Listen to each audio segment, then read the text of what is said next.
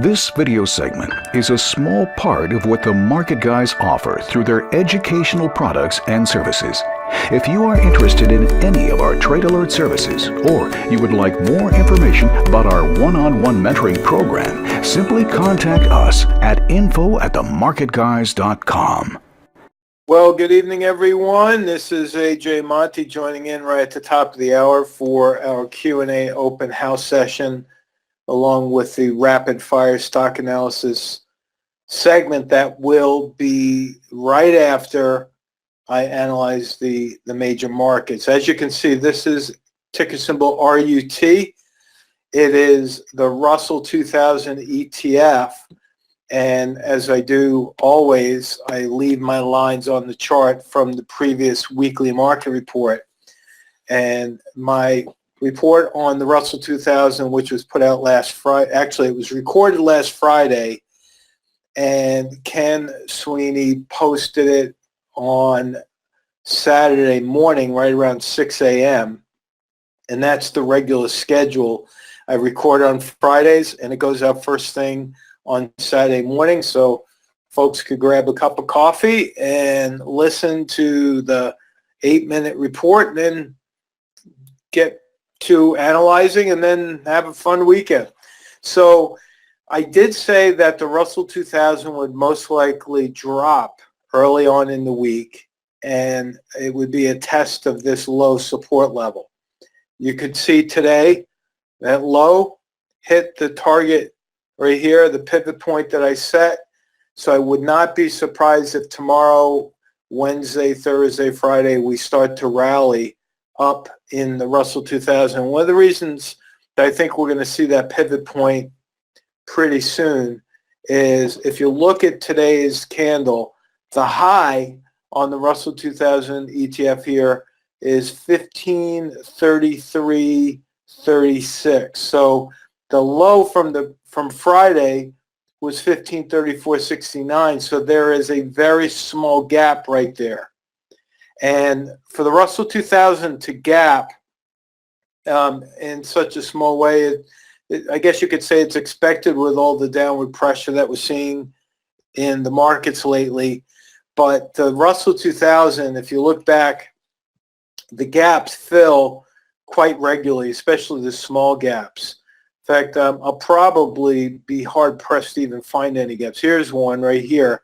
Very small gap.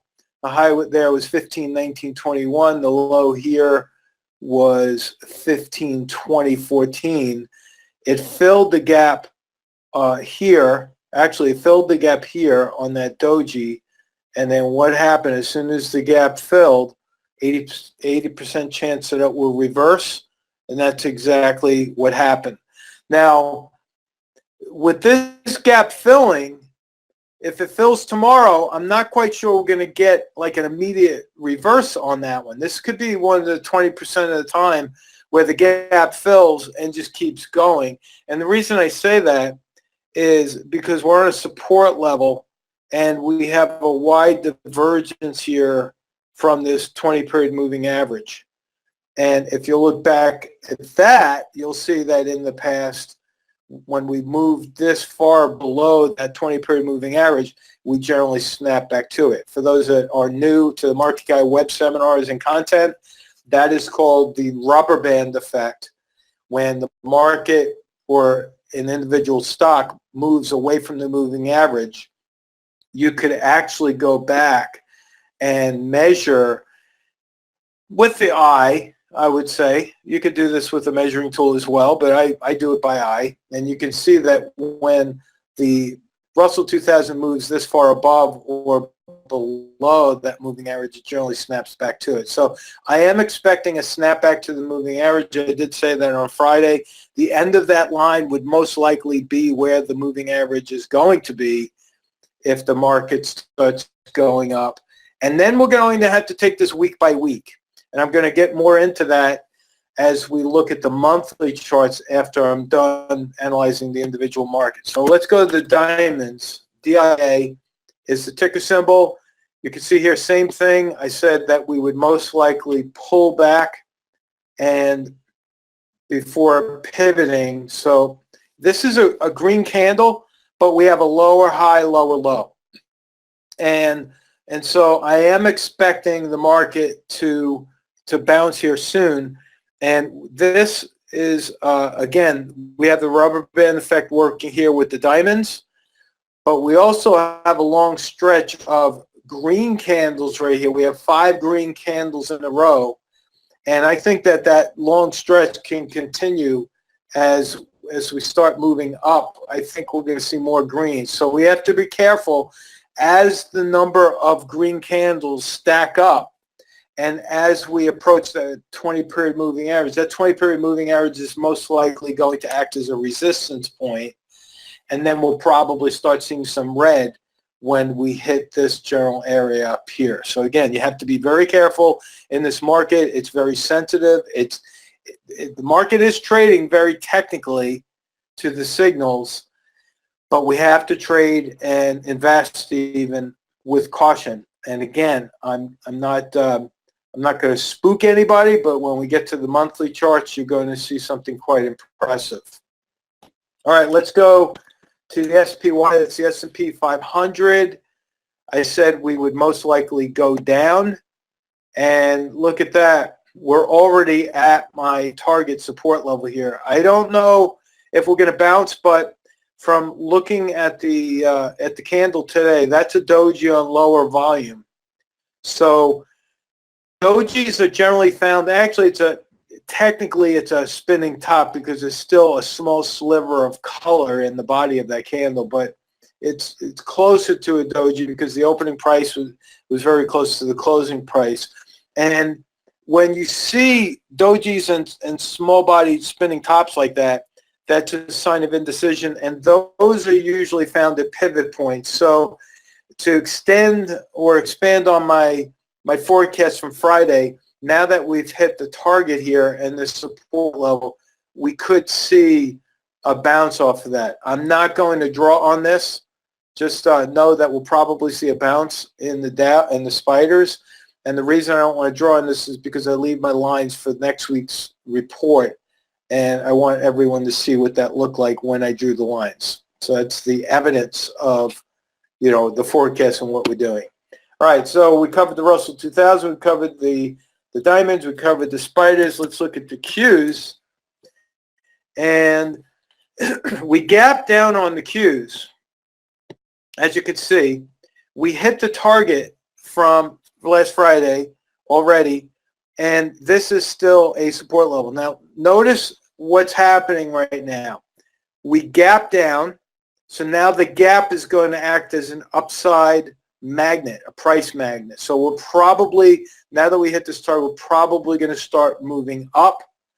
And another reason why I think we're going to move up is because today's volume is lower than Friday's volume, probably by about 10, maybe 15% less volume than what we had on Friday. So that's telling us that the sellers are starting to slow. If you decide to buy any of the NASDAQ stocks, because again, this is the Qs, it's tracking the tech sector, I would, again, strongly suggest that you use stops and monitor the Qs in addition to your monitoring your individual stocks.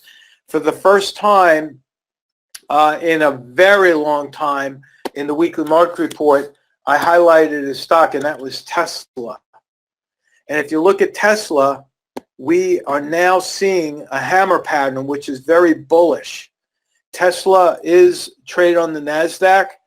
This stock has had just enormous problems with not just leadership, but sales and adjustments for costs, and it's just a crazy volatile stock. But the hammer pattern is bullish, and so I have a long position in Tesla, and I know a few other people. Let me see. I'm looking through the names here. Let me see who else has. Well, I'm gonna leave it at that until. I'm looking at questions. That's why I'm not looking at the attendees. Okay, let me just look. Okay, I'm wondering if Kim is on here. She was traveling. I know a couple of my mentor students have Tesla, and Ellen has Tesla. All right, so this is bullish. And so if Tesla starts rallying like I think it will throughout the rest of the week, you have to understand that there are now 3 gaps above the market that would bring it to the 20-period moving average. So we have this gap that I've already highlighted. We have the gap from Friday, and we have the gap today. So that gap, actually, because this was not, it's not going to be highlighted in the weekly market report, I can clear these lines. So this is where I think we're going to see in Tesla. I think that stock could actually rally about 35 points before it hits any resistance in the 20-period moving average. All right, so the stochastics are oversold.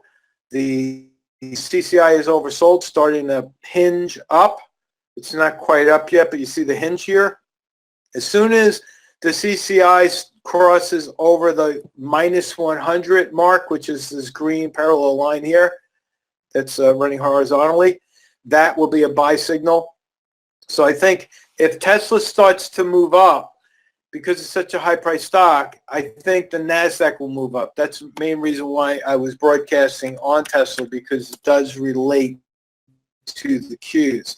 So the Qs could also rally into the rest of the week. All right, so we'll have to keep an eye on that and watch to see if that 20-period moving average is now going to act as resistance. That will most likely change the whole landscape of my forecast moving forward. If we're not able to get over the 20-period moving average, then we're probably going to switch to bearish strategies. We will start to eliminate any long positions that we currently hold, both in equity and option Oracle members. Take note of that. And that, again, another reason why you have to use good risk management technique and management skills, because the 20-period moving average, as you can see, is starting to move lower. And when that happened last time, look what happened. The market tried to get back up to and over, but it never succeeded getting over. Here it went over, but it didn't stay over.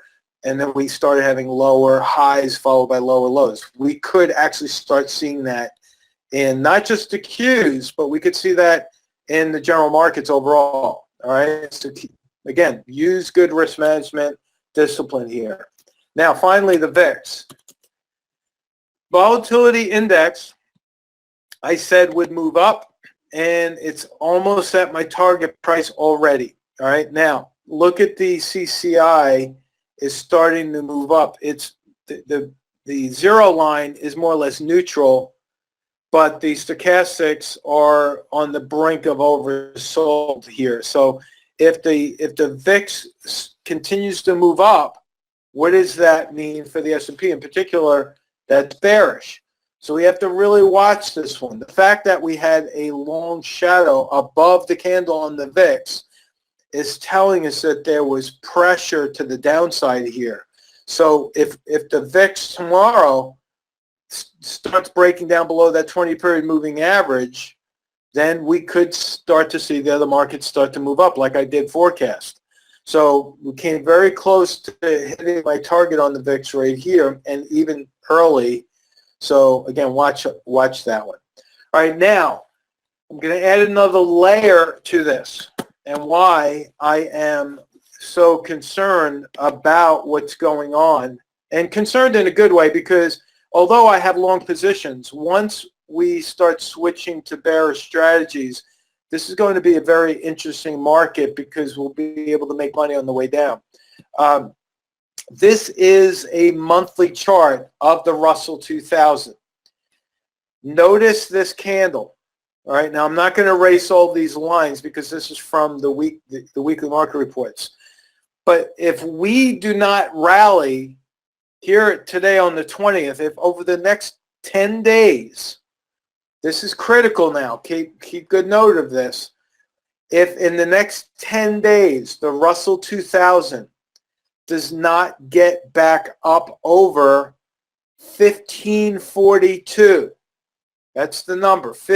Actually, I'm going to make it 1543, because the opening of last month was the low of that candle. If you look up here, see where it says O up here? Let me move this other way. You see this O? Watch what happens when I put it on that candle. That's 1542.89. If we, this month, do not get back up over the bottom of that candle, then this is going to be a bearish engulfing pattern on the monthly chart. And we have already logged in a bearish engulfing pattern here. And so if we have a bearish engulfing pattern here, that could very well push the Russell 2000 into a major sell pattern here, which would push prices lower. So that's the Russell 2000. Now look at the diamonds. This is, again, a monthly chart. This one could very well be, if in the next 10 days or 11 days, if we do not get back up over the opening price from last month's candle, this too will be a bearish engulfing pattern. Now, the diamonds have 3 monthly bearish engulfing patterns logged in already. Here, bearish engulfing pattern, it dropped lower. Here, bearish engulfing pattern did not drop lower. Here, if it holds as a bearish engulfing pattern, has not dropped lower yet.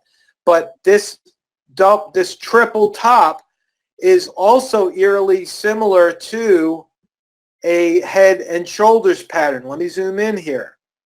All right, now, the head and shoulders pattern is, it takes some time to form. You know, a true topping pattern takes time to form. Now, what you have to look for in a head and shoulders pattern is you have to look at the volume on the right shoulder. If this starts moving lower, if the volume stays lower on the right shoulder than what we saw on the head here, look down, then this is a textbook head and shoulders pattern with the neckline actually going to be running right around this area right here between 230 and 240 on the diamonds. Now, if we break down below the neckline, again, I'm not going to draw that on here because this is going to hold for next week's market report. If we start going down below these lows here, then we could see significantly lower lows. Because, again, as I back up, we've been in a major upward trend since 2008. This is the first significant topping pattern that I've seen since then, since the bottom here in 2008. So you cannot ignore that. And that's why, if you're losing money, now I'm going to repeat this over and over because I got to make sure everyone knows this. If you're taking positions that are losing money and you're at the top, okay, and it starts breaking down below the neckline, you're probably not going to make money on those positions that are losing money that were initiated at the top. And in fact, it may take many, many years for you to even get back to break even. Why do I say that? Because, I want to have that line on there. Okay, because if you look back here, 2007 coming into 2008 was the top, right? The crash of 2008 took place.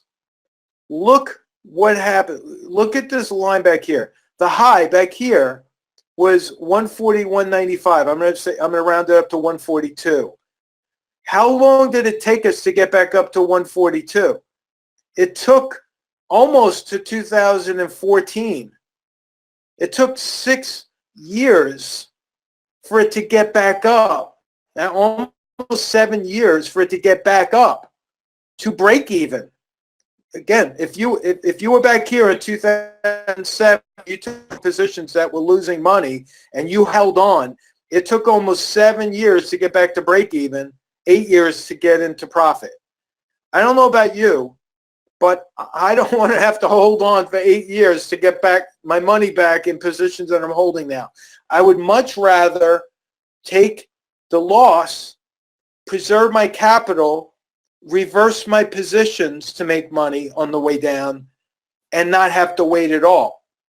I really I want to make sure everyone hears me. If you have positions that you've taken on since, you know, this head and shoulders pattern started forming, or potential head and shoulder pattern started forming, then you need to be very mindful of the risk management, and you need to be not afraid of taking a loss in those positions to preserve your cash, preserve your account, and be able to reverse the positions and make money on the way down.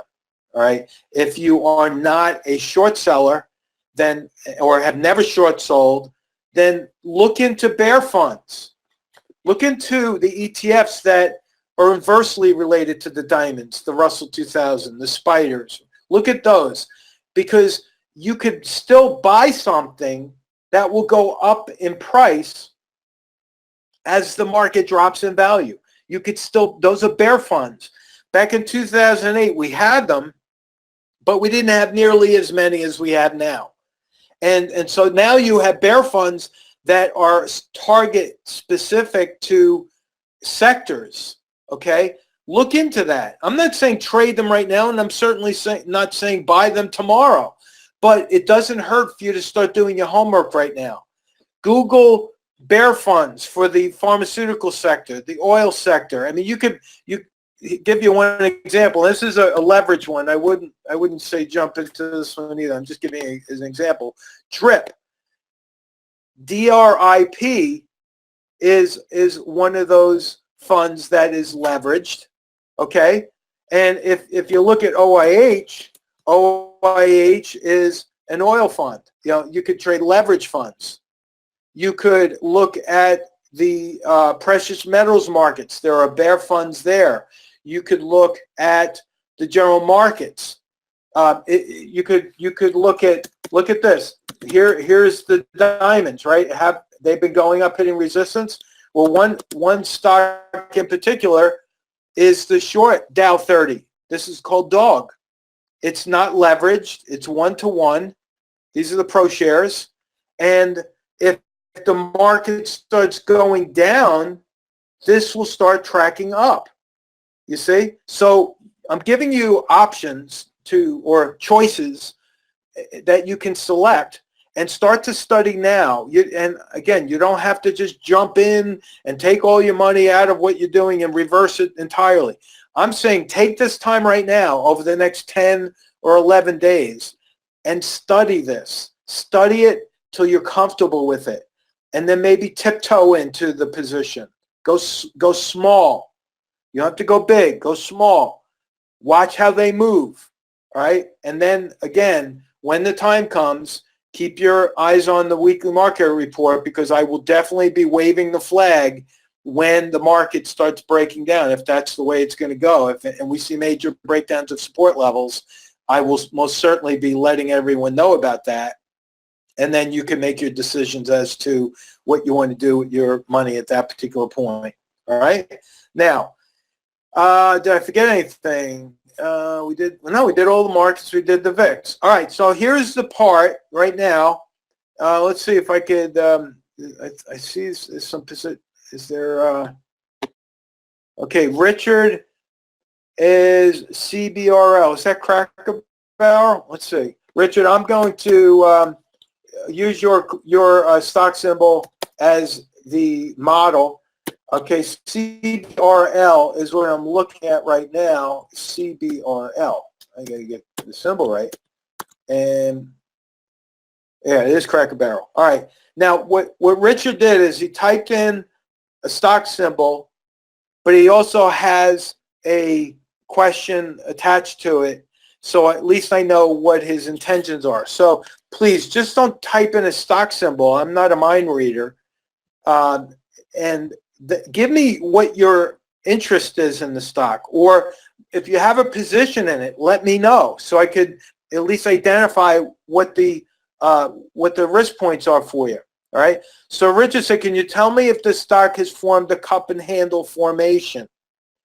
Cup starts end of February to end of April, handle May 1st. Richard, I would say yes, but not exactly textbook like you would want to see it, because you have this little rally that, you know, rallied up, came back down. So for the most part, I would say this is more or less a complex cup and handle. But you are absolutely right, because back here on this bearish engulfing pattern, the stock pulled back, and that held as resistance. I gotta make that line straighter. Forgive me, I got it right there. All right, so there is the cup and handle. This is called the brim or the rim. Depends on, you know, what's, you know, technical analysis school you went to. Brim, rim, synonymous. Here you have the cup. Pull back from resistance. Look at this. It pulled back with another bearish engulfing pattern. So the resistance started with a bearish engulfing pattern. It was tested and failed with a bearish engulfing pattern, and now it's pulled back.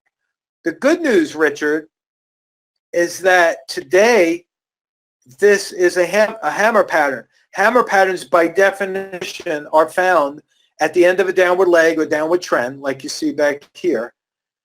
The shadow is 2 to 3 times longer than the body, and if there's an upper shadow, that upper shadow cannot be more than 10% of the lower shadow. So this is, by definition, a hammer pattern. That is bullish. The stochastics are turning up. That's bullish. CCI are turning up. That's bullish. CCI is going to be giving you a buy signal earlier than the stochastics. It's more sensitive than the stochastics. So keep an eye on the CCI. If folks, if you've never used the CCI, load it on your charts. Don't change anything in the default formula. Please don't do that. I know some people start messing around with it to try to make it more sensitive. It's absolutely fine the way it was created. Don't change anything. Leave it at a 14-day default. All right. So what happens is when this starts moving up and crosses above the minus 100, so it has minus 100, the zero line, plus 100. These are the signal lines above and below the zero line. So when we have a bullish cross over here, that's going to attract a lot more buyers. Now, Richard, you could get in with these buy signals, and I would put your stop right below that hammer pattern low, because it looks to me like this is also a role reversal support level down here. See, former resistance broke and turns to support. So you have a clear place to put a stop.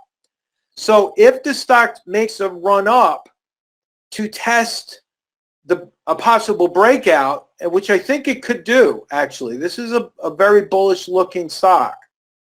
So again, for those that have just been a fly on the wall, this is one of the reasons why you participate in these calls, because you never know who's going to throw up a good stock symbol. This one looks pretty good. But you also have a clear place to get out if you're wrong. So you got the hammer pattern. Now, it's trading at 165.85. If it just goes right back up to 172.57 to test the brim, well, heck, that's a nice run just right there. You know, I'll tell you, from 165 to 172, that's a $7 rally. And for option trades, if you want a short-term trade, there you go. You know, now let's play on this. Okay, let me just condense the price axis there. All right, so let's say it goes up right to this point. Richard, pay careful attention now. If you see, as the stock is going up towards resistance, and you start to see the volume bars increasing as it's approaching resistance, these aren't the straightest lines, but you get it. If the volume starts increasing as it's approaching resistance, then there's a very good chance you're going to get a breakout.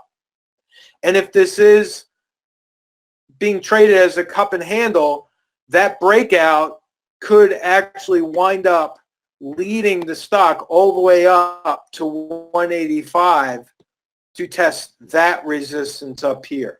So this stock has a lot of upside potential. I don't know when the earnings are. I'm not going to take time to analyze that for you, but keep that in mind if there's quarterly earnings coming out. I mean, I like Cracker Barrel. I don't go there every week. I actually like the gift shop better than I like the food. But I like going there for breakfast, after, on a Saturday morning, you don't feel like making breakfast, but you want to go out. It's a nice place. And this is a very good technical looking pattern right here. So I know I took a lot of time on that one, Richard, but I want to make sure that you got your questions answered. And I want to make sure that anyone who's been following along, just, again, being a fly in the wall, I would put this on your watch list. I'm going to do that right now. If you look, my watch list is over here on the left. I'm using the Thinkorswim platform. So I'm just going to put CBRL, and I'm going to track that one now. It's on my watch list. And I might put a price alert on that one above this point to see at 172, 173. If that breaks out, I might put a play on it myself. Or I might even, I have positions right now on the long side. I'm not going to add to play the rally up to resistance, but many of you could actually do that. All right. So let's see. David, also long positions. All right, David, you have 1, 2, 3, 4, 5, 6, 7. You've got seven stock symbols. I'm just going to take the first one because we got a line of people right behind you. So your long positions in AAP. I might do Apple as well and Baidu because I know a lot of people. All right, I'm going to pick 3, David. I'm going to go really fast, okay? AAP. There we go. This one looks bullish. It's in a trading channel. Boom. Here's your support level. Looks really good. All the oscillators are moving higher. Momentum looks strong. I would say stick with a long position on that one. Put your stop right below the low, okay?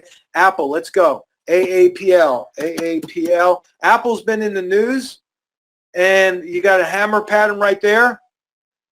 Didn't quite fill the gap all the way down here, but that gap would be a gap fill support level.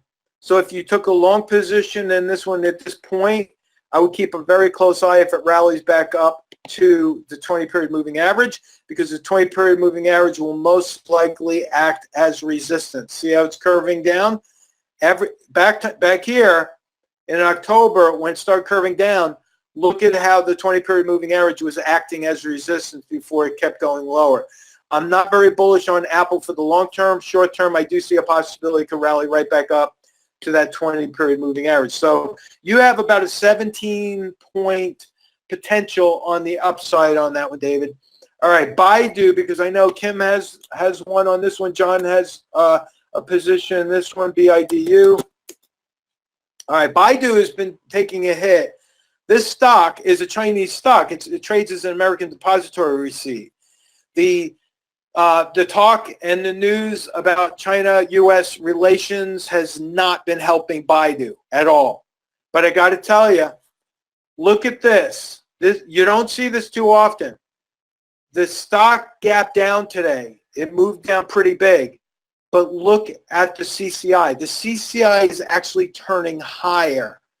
If you do not have a long position in Baidu, this is not a bad place to get long with a possible get-out point at the moving average right around 158. This could be a potential home run for anyone that's taking a new position, but you have to back up to the weekly chart to find out where support is on this one. All right? The support level is the bottom of the chart. Right there. There really is no support on this one. This is finding support. This has been a horrible couple of months for Baidu, but even on the weekly chart, the CCI is showing upward momentum, and the stochastics are the lowest that they've been in 3 years. So if you have a spread on this one, a long spread, diagonal spread, whatever, you would keep the position, wait for it to go back up before you touch the spread, roll it, adjust it, morph it, whatever.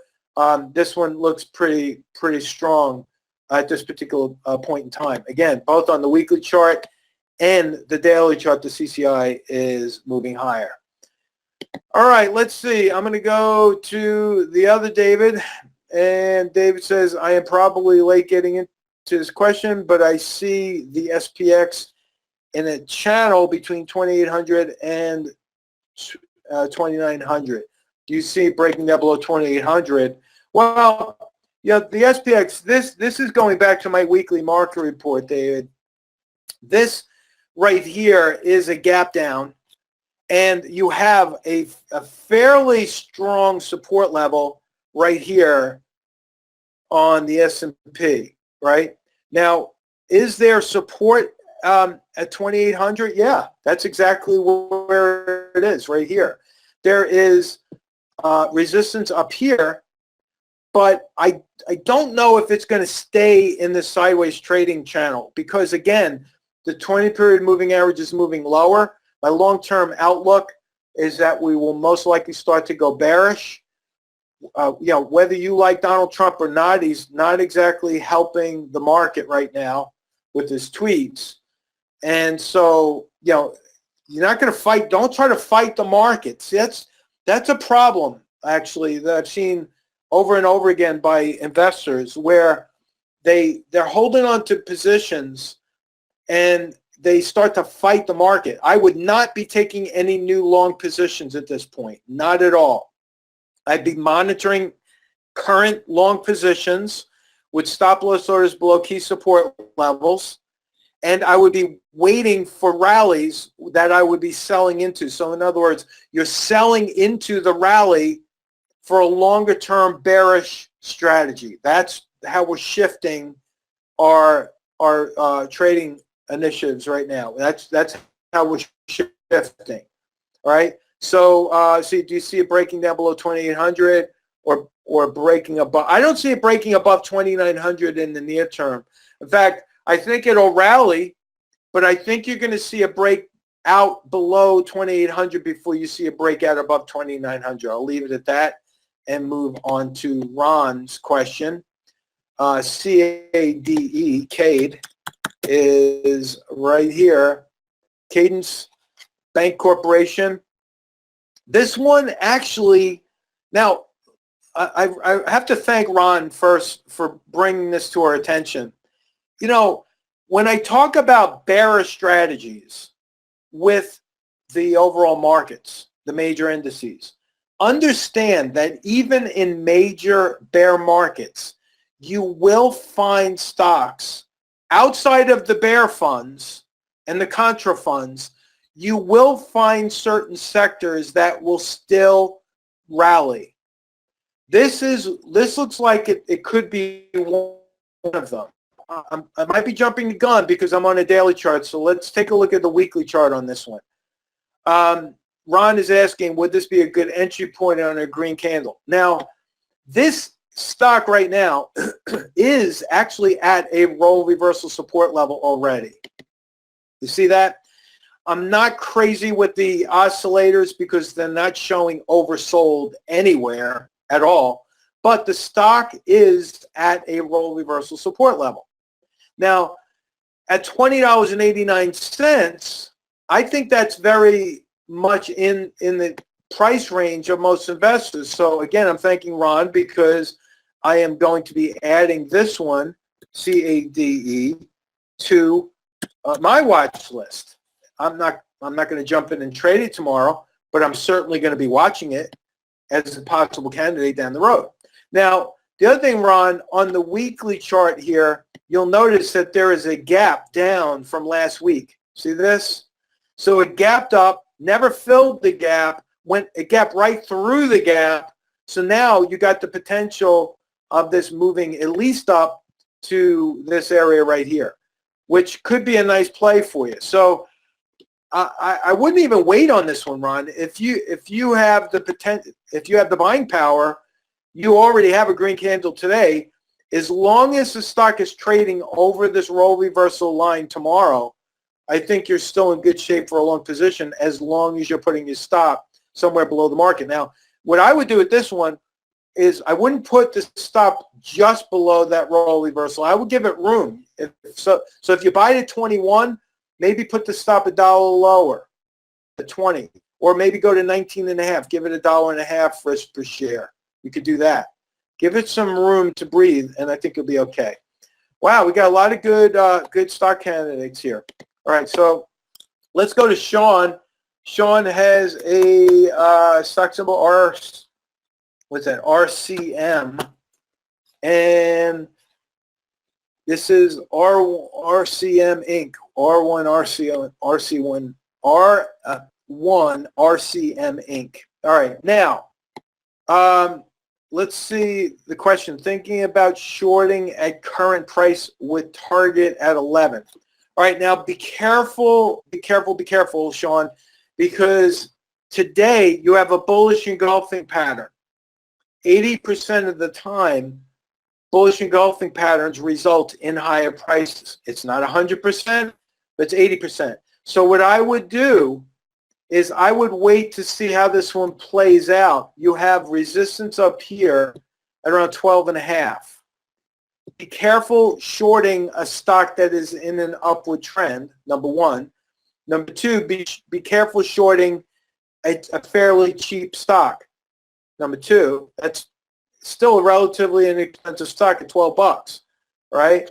And be very careful that you keep an eye on volume. As the stock reaches resistance here, you want to see a continuation of this drop in volume, right? So I would say if you're going to short it, wait for a bearish candle. It might be an inverted hammer. It might be just a long shadow above the candle. It might be a bearish engulfing pattern tomorrow. It might be a gap up right at resistance on low volume. You could short that because the gap will most likely fill. And then if you were thinking about putting a target at 11, I like your target at 11 because that would be a gap fill point right around $11. You see that? So again, be very careful of that bullish engulfing pattern. But if you're going to short it, wait for a bearish sign, wait for a pivot point lower at resistance, wait for a drop in volume, and then after all is said and done, you put your stop above resistance. That's how if you're going to short the stock, you put a buy stop above the resistance point. All right, John has ABDC. I'm going to type that in, ABDC. That is El Centro Capital Corp. And John says bought at 775, going long or okay, you got two stocks in. Let's take the first one, ABDC. If you already own this stock, if you bought it at 775, then your job here, John, is very easy. What I would do is wait for a close below the 20-period moving average before you sell it and take your profit. Now look, I have the 20-period moving average method. The way that works is, let's say you buy a stock that closes over the 20-period moving average. Let's say you bought it back here. It closed over the 20-period moving average right here, and you bought it. You then wait for a close below the moving average before you sell it. So you would have sold it here. Very next day, you would have bought it here, right? You would have sold it here. You would have bought it again here.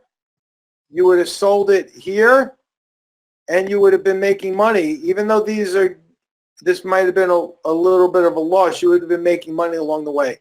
So if you bought at 775, somewhere down in this area right here, protect your profit by putting a stop below the 20-period moving average. Then, if it closes back up over the 20-period moving average, you could get back in. There's nothing wrong with getting back in after you've just been stopped out. Now, looking at the weekly chart, let me erase all these lines so that we don't clog up the weekly chart. I'm going to clear the drawing set right there. And let's look at the weekly chart. This stock has had a nice run. This is in an upward trading channel, just like that.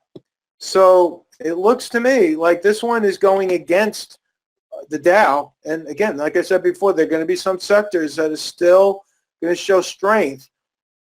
John, one other thing on the weekly chart, you got to watch because the CCI is very close to a sell signal right there. See that? Didn't notice that one before. But on the weekly chart, if it crosses down below that plus 100 mark, that is a sell signal. All right. Jeff. Jeff is Tesla. I am into you're into the January puts. Where is this going? Well, I already analyzed Tesla, but I'm going to help you out.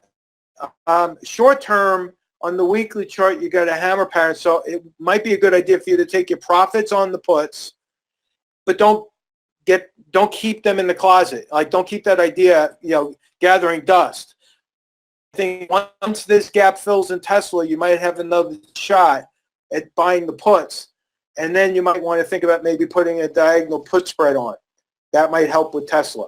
All right, so that one's almost a no-brainer. Take your profits and run on that one. I know you're a trader and you're used to taking profits, so go for it. All right, Roberta, welcome back. Interested in SLV? Don't have it yet. Well, good time for SLV. Let me go to my daily chart, Roberta. I currently hold SLV and I'm buying more on the way down. Let me erase all these lines. SLV is in a major triangle pattern right now. And as I zoom in, you'll see that it gapped down on Friday. There are gaps above the market that will most likely fill. So this one is not just a good trading candidate. It is also a good long-term hold, because if, again, you look at the weekly chart, this is a triangle pattern here. You see this? That looks like it could bounce off the bottom support level on the triangle right here. I am expecting silver long-term to go back up right around to 14.5, and then I'm going to be keeping an eye on the volume, because I am ultimately expecting a breakout in silver. As the general markets start to pull back, it's going to shake up investors, and with interest rates being so low, investors don't want to sit in cash, okay? They want to be in something. SLV is a good something to be in. And with that said, you still have to watch it, though, because you have to protect your downside as well. Look at silver. Since 2014, it's been more or less going sideways. This is a basing pattern. And it wasn't too long ago back here, if you look at the monthly chart, this is the monthly, back in 2012, right here, this was trading up around $40. Can it get up to 40? Why not? Why can't silver get up to 40? It's currently trading below production cost. I say that quite often. You could buy it cheaper now in the open market than the miners can pull it out of the ground with all their equipment and employees working the mines. So the mining companies are not necessarily going to be working hard to pull out a precious metal that they're going to lose money selling. They pull out just enough to keep the salaries going, but they're cutting back on that production. And then you can look at this. This could also be a major triangle pattern. So the way triangles work is that when the triangle breaks out, either to the upside or downside, it will continue in that direction. I have been trading silver since 1982. This is one that I know like the back of my hand. I feel very comfortable accumulating it. I will continue to buy it, and you're going to have to do that in moderation. I know it took a long time to answer your question, Roberta, but hopefully that helped you out. So on the daily chart, it looks bullish. The weekly chart looks bullish. The monthly chart looks bullish. Everything looks bullish. All right, Barry, welcome. I've been in MA. Let's take a look at this. Let me go back to the daily chart here, and let's look at MA.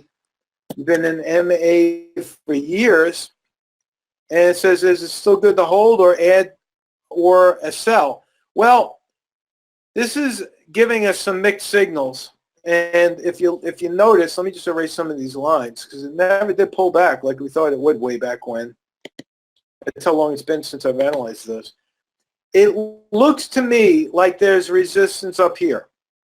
Now, MasterCard, again, is one of those companies that will make money with interest rates being so low. I don't know if anyone has a MasterCard, but I hate credit cards because of the interest rates. If you're going to use a credit card, pay it off at the end of the month so you don't get stuck in those minimum payments.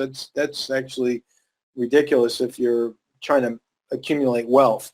Debt is the enemy here, especially when it comes to revolving credit like this. But MasterCard makes money. Why? Because people like to shop.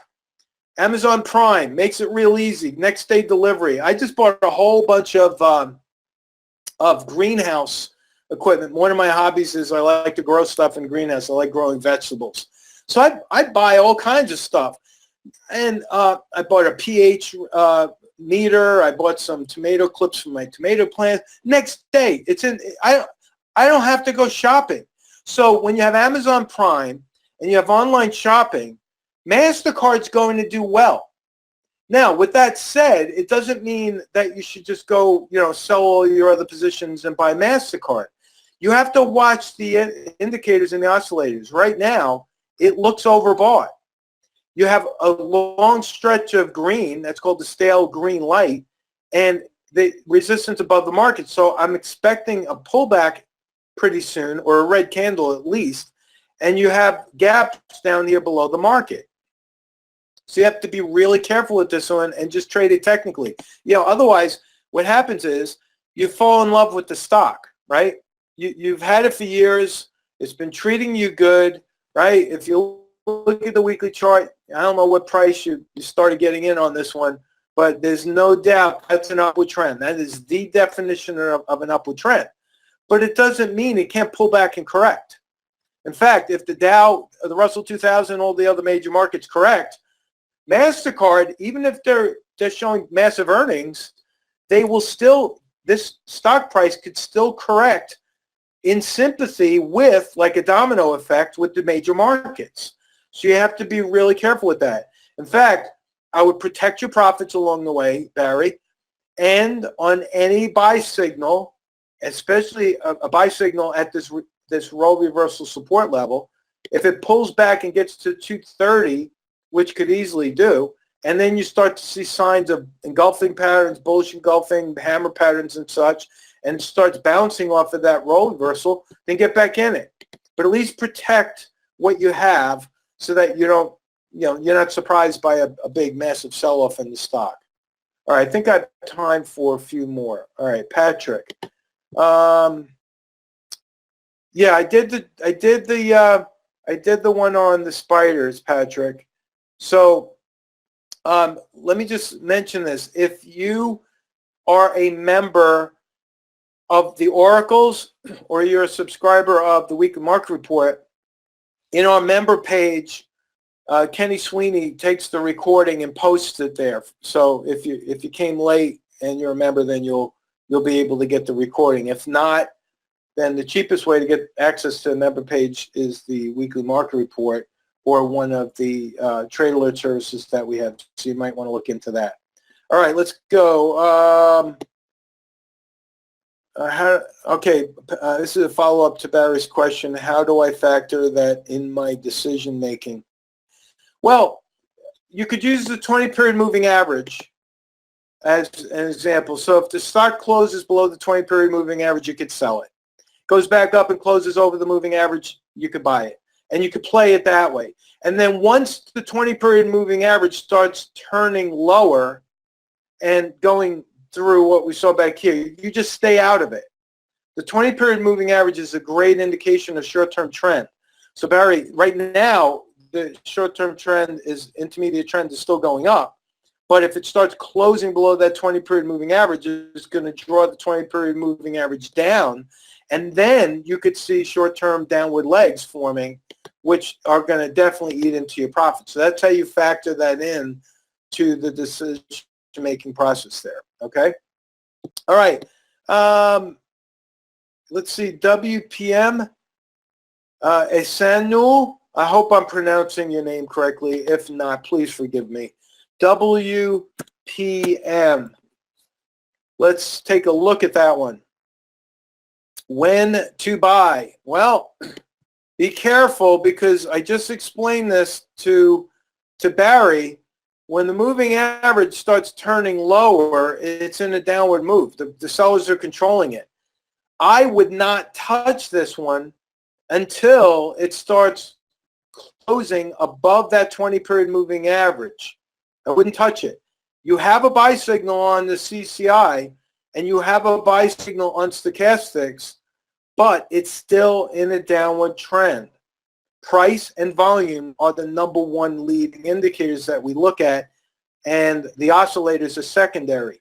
If you're seeing a buy signal on CCI and on the stochastics, and you still feel compelled to buy it, I would just put a stop right below the most recent lows.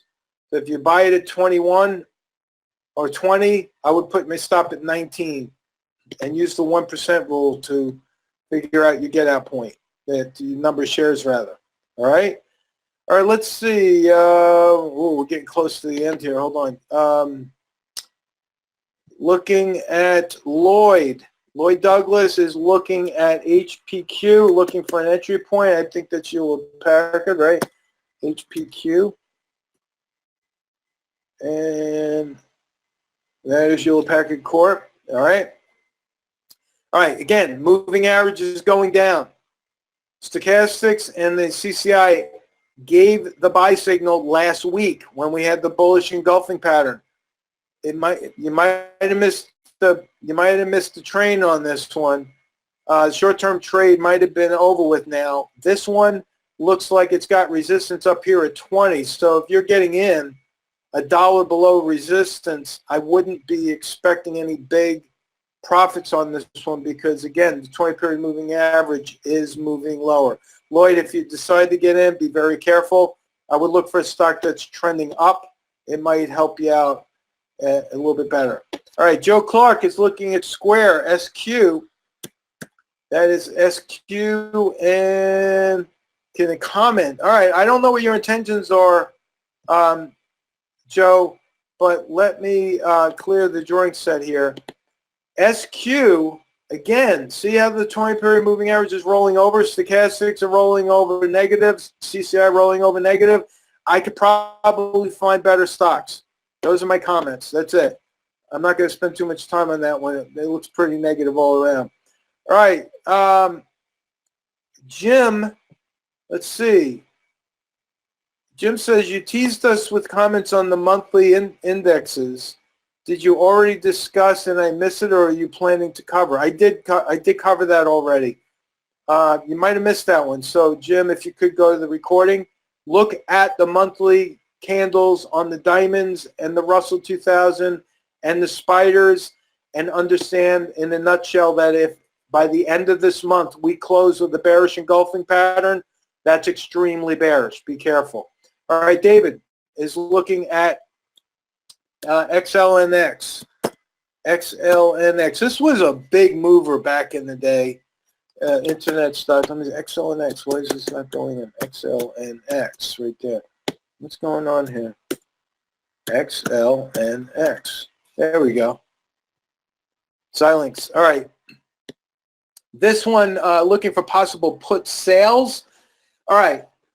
When you sell a put, David, you're obligating yourself to buy the stock. Be careful. That's a long position. This is a day that you would be doing it, and tomorrow you'd be selling a put. I would, if I were you, sell as far out of the money as you can, and don't worry about trying to take a lot of premium, because even though there's a good chance that this stock will rally, and I think it will, then it could still go lower. You got to be careful with this one. There is support right here, right around 90. So if you could sell maybe an $80 put in June, or maybe go $75 put in July, I wouldn't go any further out than July. Then you could probably take in some credits there. All right, so be careful that one. You're obligating yourself to buy. Let's look at VOD, and this will be the last one. This one also looks like a possible put sale. All right, that's a cash secured put. I would do it cash secured. I wouldn't do leverage or margin. Let's take a look at the weekly chart. The weekly chart. Ooh, that's showing 52-week lows, no doubt. Oh, be really careful of that one. I mean, Vodafone has been in a downward trend for almost the whole year. It doesn't look very good. So if you're going to sell a put on this one, David, I would be prepared to own it, all right? And then hope that they give you a good dividend payout. That's it, because you're probably going to wind up owning it. If you sell let's say you sell the $15 puts in June, all right? I'm just going to go a minute over. If you sell the $15 puts in June, I don't think they're giving you a whole lot of premium there. Nah, it's not worth it, David. It's really not worth it. Even if you collect 25 cents a share, you're probably going to wind up owning it. And then your cost base could be $14.75. And then when it's trading 13, you're going to hate the day you sold the puts, right? So I don't like that trade. It's not enough reward for the risk. And I'll end on that note. Folks, I want to thank everyone. We're picking up 2 more students in our mentoring class this week, one this week and one next week. I want to welcome John to the program. Thank you very much. And I will most likely be doing a class, I believe on Thursday. I have to see the confirmation on that.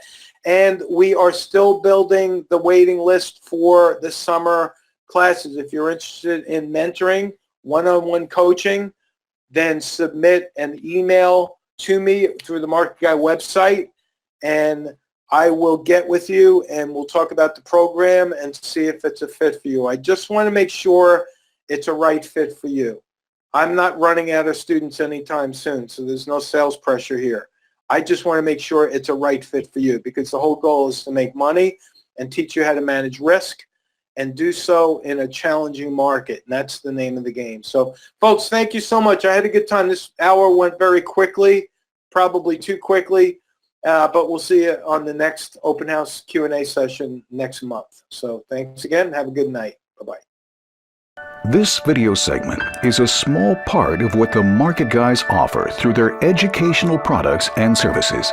If you are interested in any of our Trade Alert services, or you would like more information about our one-on-one mentoring program, simply contact us at info@themarketguys.com.